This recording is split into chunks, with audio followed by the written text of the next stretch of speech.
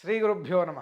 నిన్న ఉదయము నా కూతురు నా దగ్గరకు వచ్చి నాన్న నాకు ఒక సంశయం ఉంది అని అడిగింది.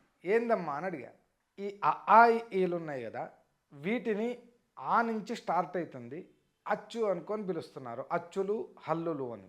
ఈ కాఖా గాఘా నుంచి స్టార్ట్ అయ్యే వాటిని హల్లులు అనుకొని ఎందుకు అంటారు? కానీ ఆ నుంచి స్టార్ట్ అవుతుంది కనుక అచ్చు అంటున్నారు. సరే, నాకు అక్కడ సంశయం ఏం లేదు.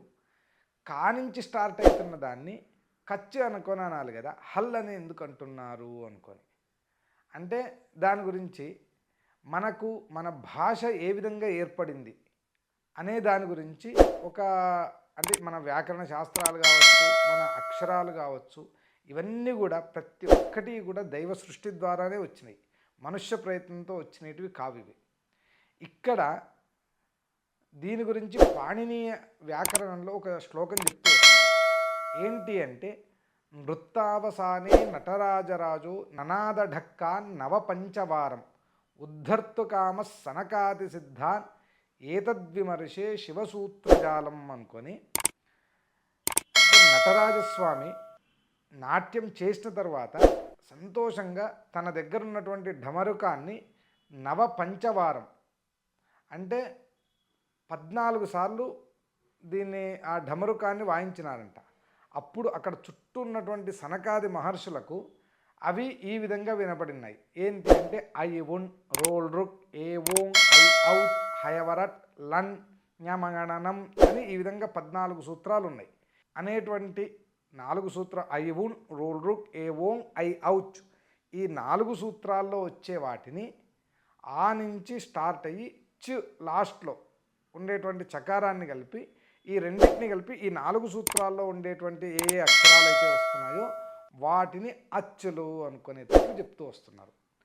అదేవిధంగా హయవరట్ అనేటువంటి సూత్రం నుంచి స్టార్ట్ అయ్యి హల్ అనేటువంటి లాస్ట్ సూత్రం ద్వారా 9 సూత్రాల్లో ఏ అయితే అక్షరాలు వస్తున్నాయో వీటన్నిటినీ కూడా హల్ అనేటువంటి సూత్రంతో మన పెద్దలు వాటిని వ్యాకరణ శాస్త్రపరంగా వాటిని మనకు బోధిస్తూ వచ్చినారు. అంటే అక్కడ ఏంది అంటే, ఎక్కడైతే మొదటి అక్షరము లాస్ట్ అక్షరము చెప్తూ వస్తే వ్యాకరణంలో ఒక సూత్రం వస్తుంది, మధ్యగానాం స్వస్యచ సంజ్ఞా స్యాత్ అనుకొని. అంటే ఈ మధ్యలో వచ్చే అన్నిటినీ మనం కలిపినట్లే అనేటట్లు. అంటే మనం చెప్తూ కూడా వస్తుంటాం మనం లోకంలో కూడా, ఇక్కడ ఉన్నటువంటి రాముడే మొదలైన వీళ్ళందరూ రాండి అనుకొని. అక్కడ 100 మంది కూర్చొని ఉన్నా కూడా రాముడే మొదలైన వాళ్ళు అంటే రాముడి దగ్గర నుంచి మిగిలిన వెనక ఉన్న ప్రతి ఒక్కరూ కూడా రావాలి అని. లేదంటే రాముని దగ్గర నుంచి కృష్ణుని వరకు ఉన్న వాళ్ళందరూ రాండి అని కూడా మనం లోకంలో చెప్తూ వస్తాం.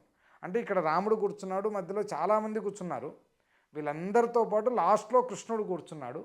అంటే రాముడు కృష్ణునితో కలిపి అందరూ రాండి అంటే మొదటి నుంచి లాస్ట్ ఏ టు జెడ్ మనం ఇప్పుడు భాషలో చెప్పుకోవాలంటే ఏ నుంచి జెడ్ అంటే మిగిలిన అన్ని అక్షరాలు ఎట్లయితే వస్తాయో అదేవిధంగా ఇక్కడ అచ్చు అంటే ఆ ఏలో వస్తాయి, హల్ అంటే కాఖా గాఘా వంటి మొత్తం అన్ని అక్షరాలు కూడా అక్కడ ఏర్పడుతూ వస్తాయి.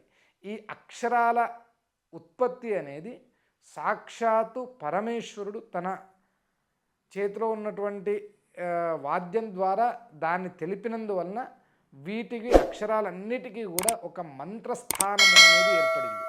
ఎందుకంటే ఏబిసిడి ఇటువంటి అక్షరాల్లో వాటిలో ఎటువంటి మంత్రము అనేది ఉండదు.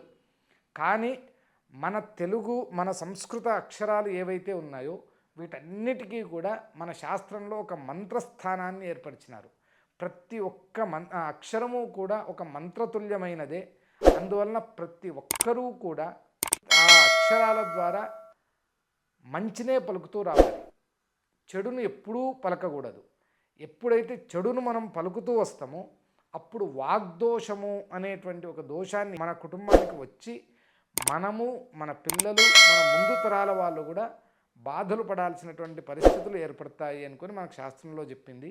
అందువలన ప్రతి ఒక్కరూ కూడా నిరంతరంగా భగవన్నామ స్మరణ, ఎప్పుడూ కూడా మంచి స్మరణనే చేస్తూ మంచి మాటలే మాట్లాడుతూ ఆ భగవంతుని యొక్క కృపను మనం పొందాలి అనుకొని ఈ అక్షరాల యొక్క ఉత్పత్తి అనేది ఇందుకోసం జరిగింది అనేటట్లు మనకు శాస్త్రం చెప్తూ ఉన్నది.